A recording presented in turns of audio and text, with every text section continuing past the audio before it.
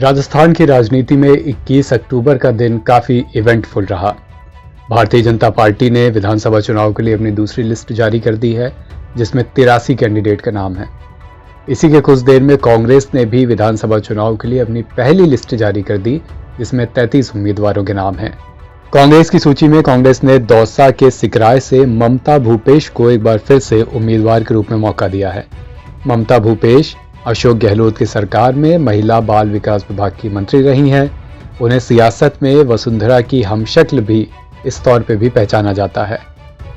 ममता भूपेश गहलोत सरकार में कैबिनेट मंत्री रही हैं। 2018 में सिकराय से विधायक के रूप में जीतकर विधानसभा पहुंची थी। ममता भूपेश ने 2018 के चुनाव में भारतीय जनता पार्टी के विक्रम बंसीवाल को करीब 33,700 वोटों से हराया था।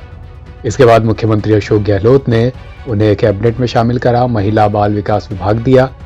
ममता भूपेश को सियासी गलियारों में एक तेज तर्रार नेता के रूप में जाना जाता है। वसुंधरा राजे से उनकी शक्ल सूरत कुछ मिलती सी है, इस वजह से भी वो गाहे बगाहे सुर्खियों में आती रहती हैं। ममता भूपेश को वसुंधरा राजे की हमशक्ल के रूप में जाना जाता है। इसका एक उदाहरण करीब 9 माह पहले जयपुर में राजभवन में संविधान पार्क के उद्घाटन समारोह के दौरान देखने को मिला था। जब कैबिनेट मंत्री ममता भूपेश समारोह में पहुंची तो समारोह का संचालन कर रही अनाउंसर ने उन्हें वसुंधरा राजे ही समझ लिया।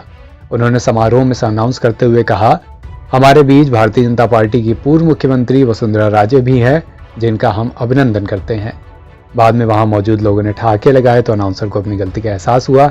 फिर उन्होंने भूल सुधार करके कहा कि ये पूर्व मुख्यमंत्री वसुंधरा राजे नहीं बल्कि मौजूदा सरकार की कैबिनेट मंत्री ममता भूपेश हैं।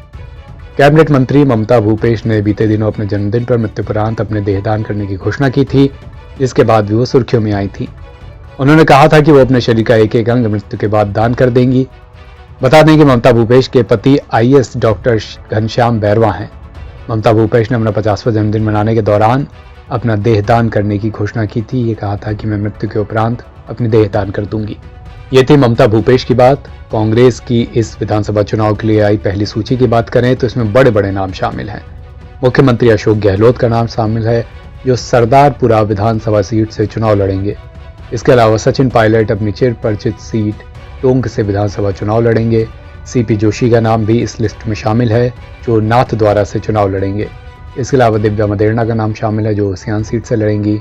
ममता भूपेश का नाम भी इसी पहली सूची में शामिल है। NBT ऑनलाइन की रिपोर्ट।